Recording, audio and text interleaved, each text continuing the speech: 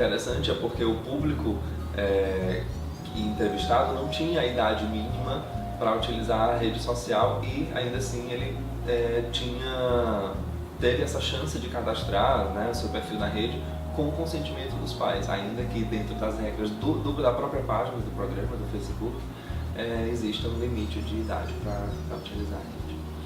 Em teoria, o que eu escuto muito do relato deles é assim: meu pai ou minha mãe sempre me orientam sobre os riscos de utilizar a rede, que eu não posso falar com estranhos, mas na prática não existe esse acompanhamento. Existe uma instrução inicial, isso é muito mais comum, mas é difícil observar, pelo menos no relato dos meninos que participaram da pesquisa, por exemplo, que exista algum tipo de acompanhamento permanente, periódico desses pais em relação ao uso que essas crianças fazem das redes. Então é uma orientação mais inicial.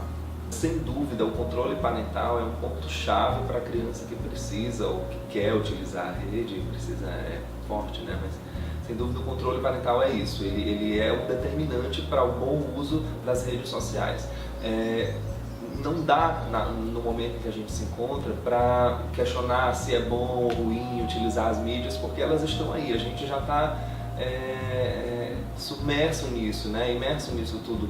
Então, não dá para ir de encontro. Então, se não dá para lutar contra, vamos pelo menos garantir que essas crianças possam fazer um uso mais adequado, controlando horários de uso, combinando que uma senha ou de e-mail ou de rede social precisa ser partilhada com o pai ou a mãe.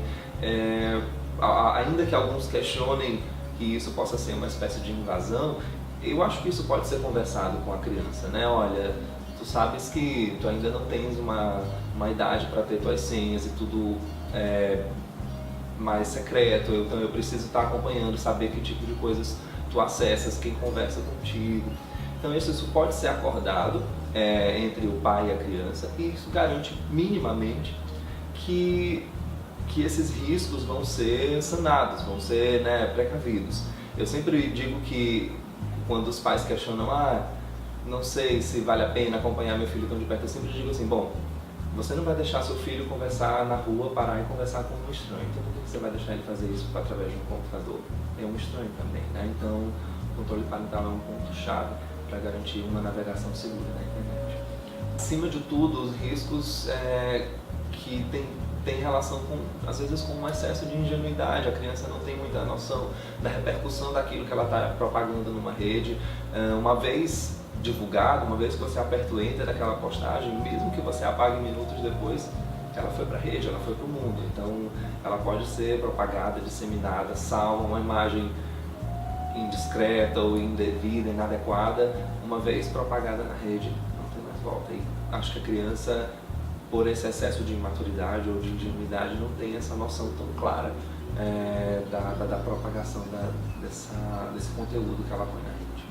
Na verdade, esse é o grande atrativo dessa fase em que a gente se encontra, em que a tecnologia, né, proporciona, porque hoje em dia a criança, ou enfim, o usuário, ele é protagonista daquele material que é propagado na internet. Então isso é muito, muito convidativo, né? Então a diferença é que a gente foi de um espectador passivo que acompanhava. Claro, eu não estou questionando a qualidade do que é propagado, porque sem dúvida um conteúdo profissional ele é um conteúdo mais trabalhado com mais cuidado.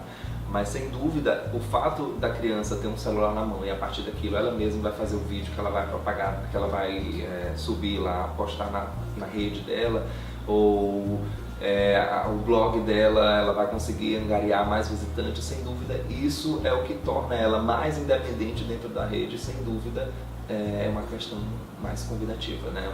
Uma característica mais convidativa dessa fase em que a gente vive, em que o usuário, na verdade, é um protagonista do conteúdo. A importância de entender que existe uma vida paralela àquilo que é virtual. Então eu me questiono se uma criança que tem a disponibilidade ou tem essa autorização dos pais para produzir 500 vídeos para botar na internet, se ela realmente tem um tempo para aproveitar outras coisas fora da rede. Então eu acho que é possível, como eu disse, por aproveitar aquilo e fazer parte daquilo, mas ao mesmo tempo eu me questiono se aquela criança está entendendo que existem atividades importantes a serem realizadas que não sejam aquelas da internet. Por mais divertido que possa ser, ainda assim é uma questão que requer cuidado e controle dos pais.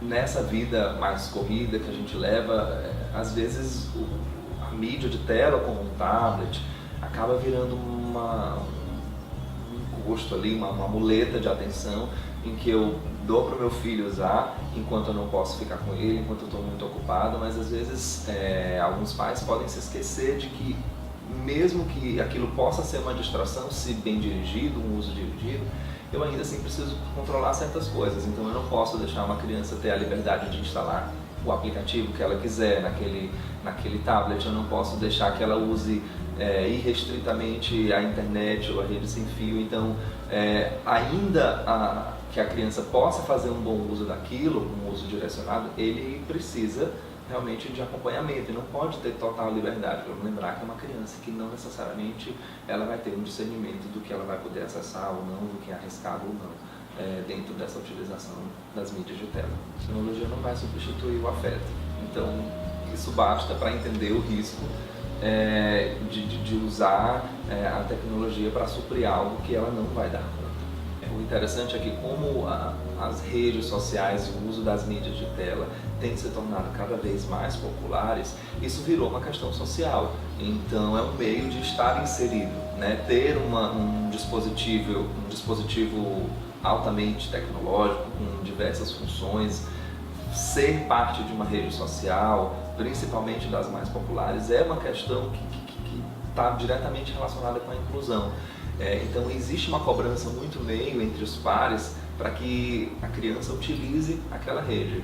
Então, como assim tu não tens o Facebook? Então, até na própria pesquisa, grande parte dos relatos, quando eles começaram a falar do porquê entraram nas redes, eles trazem isso, né? O grupo, todo mundo já tinha, meus amigos já tinham, e isso vira, assim, motivo de rechaço, né? Tu não tens um celular que conecta à internet, ou que tem aplicativo, então tu não és tão bacana, tu não estás adequada para o grupo. E isso acontece, mesmo que isso aconteça em alguns casos de maneira mais velada, isso é muito comum, porque a inclusão digital é uma cobrança, uma exigência social, né, do meio entre os pares. A rede social ela tem se tornado a própria vida, o lugar de compartilhar aquilo que você está vivendo. Então, eu estou aqui com a minha família na mesa, mas eu preciso dividir com meus amigos aquele prato que eu estou comendo ou aquela roupa que eu preciso postar um look do dia. Então é muito mais importante propagar aquele conteúdo na internet do que fora da rede. Então ela tem se tornado a própria vida. O risco que isso pode correr, caso esse uso não seja orientado, é de que realmente as relações que vão se estabelecer vão ficar cada vez mais frágeis, né? Cada vez mais sujeitas a romper, porque não tem um vínculo solidificado. Então, na medida em que eu tenho a possibilidade de tive um dissabor com meu amigo, vou lá e aperto romper a amizade, cancelar a amizade, ali é tudo muito mais prático do que fazer isso fora da rede.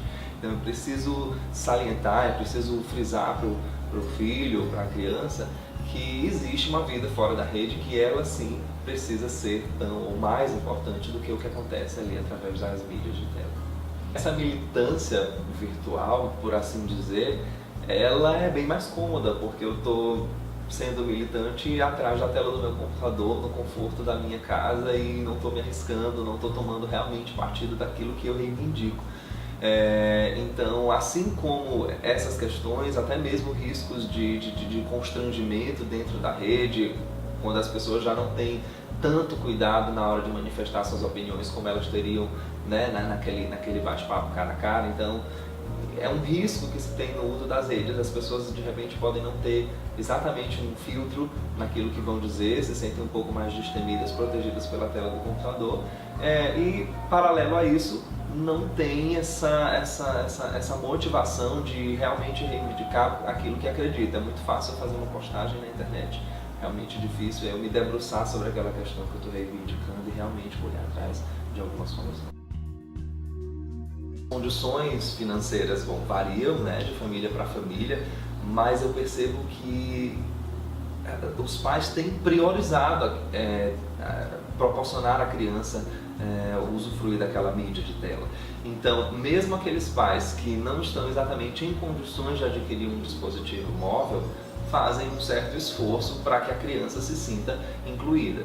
Então, não poder ter não necessariamente significa não dar para a criança. Então, muitos pais, mesmo em situações adversas, buscam alternativas, ainda que se endividem, para proporcionar que a criança utilize. É muito difícil ver um pai que trabalha que a criança se conforme com a impossibilidade de ter um celular. É bem difícil ouvir um pai relatar isso. Em geral, bom, vou dar e ela precisa porque todo mundo tem.